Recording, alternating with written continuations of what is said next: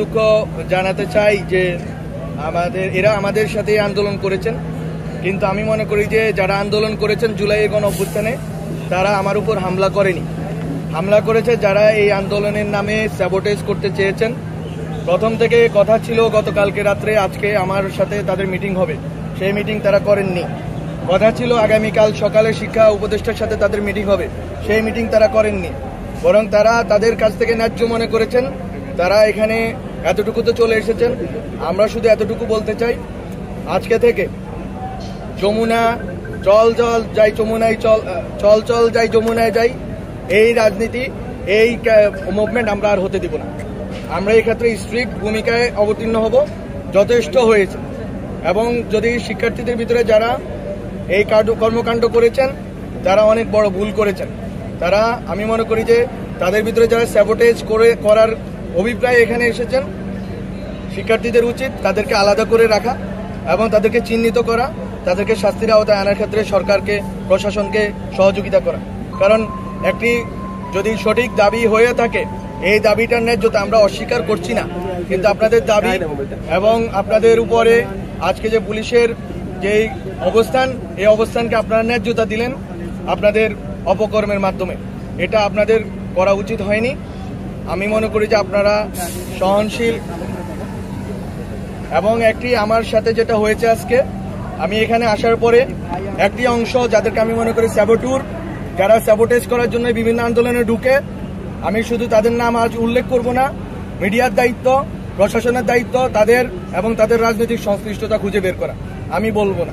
কোন দেশ হচ্ছে সপ্তাহে 6 দিন আন্দোলন চলে আর একদিন শুক্রবার আমরা বসে থাকি? আপনারা খুঁজে বের করুন, দেখবেন একটি গ্রুপকে পাওয়া যাবে এবং তাদের যেই নির্দিষ্টভাবে একজন ব্যক্তির প্রতি যে হিংসা গত 8 মাস ধরে রয়েছে এবং তাদের যেই হিংস্রতা অনলাইনে দেখা যায়, তারা আজকে এখানে এটা করেছেন। আমি জানি না, আমি শুধু আমার সন্দেহ জানিয়ে রাখলাম। প্রশাসনের দায়িত্ব, মিডিয়ার দায়িত্ব এটাকে খুঁজে বের করা এবং এখানে বিভিন্ন আন্দোলনে যারা স্যাবোটেজ করবেন তাদের ব্যাপারে সাধারণ ছাত্রদেরকে বলতে চাই, স্যাবোটেজকারীদেরকে আলাদা করেন। আপনাদের ন্যায্য দাবি সরকার শুনতে রাজি। আমি গতকালকে রাত্রেও মিটিংয়ের জন্য রাজি ছিলাম। আজকে রাত্রে আমার সাথে 9টায় মিটিং হওয়ার কথা ছিল, আগামীকাল সকালে মিটিং হওয়ার কথা ছিল। কিভাবে হুট করে এই মিছিলটা সেই পুরান ঢাকা থেকে কাকরাইল পর্যন্ত এসে পৌঁছেছে আমরা জানি না। আমি আইন শৃঙ্খলা বাহিনীকে বলতে চাই যে শিক্ষক এবং শিক্ষার্থীরা যখন আন্দোলন করবেন, আপনারা অবশ্যই তাদের সাথে প্রথমে ডায়ালগ করার চেষ্টা করবেন, প্রথমে সংলাপের চেষ্টা করবেন, প্রথমে কোনোভাবে ফোর্স ইউজ করবেন না। এটা আমাদের একটা ট্রমা, আমরা যারা অভ্যুত্থানে অংশ নিয়েছি।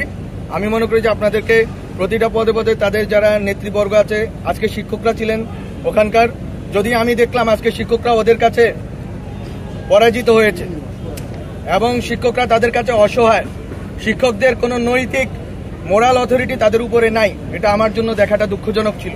কিন্তু তারপরেও ওনারা আমাদের শিক্ষক, তাদের প্রতি শ্রদ্ধা রেখেই বলবো আইন শৃঙ্খলা বাহিনীকে রিস্ট্রেন্ট রাখতে হবে।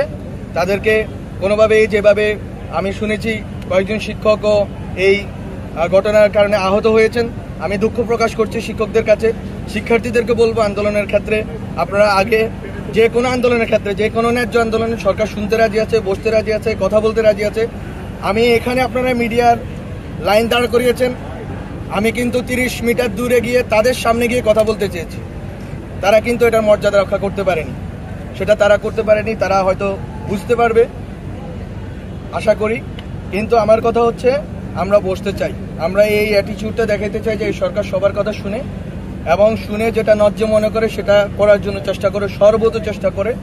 এবং আপনাদের যে কোনো আন্দোলন দাবি এই ক্ষেত্রে আইন শৃঙ্খলা বাহিনীকে রেস্ট্রেন্ট রাখতে হবে এবং যারা দাবি দেওয়া আদায়ের জন্য নামবেন তাদেরকে শুরুতেই শাহবাগে, কাকরাইলে, যমুনায় নেমে না পড়ে চেষ্টা করবেন যে অথরিটি আছে তাদের সাথে আগে কথা বলার জন্য।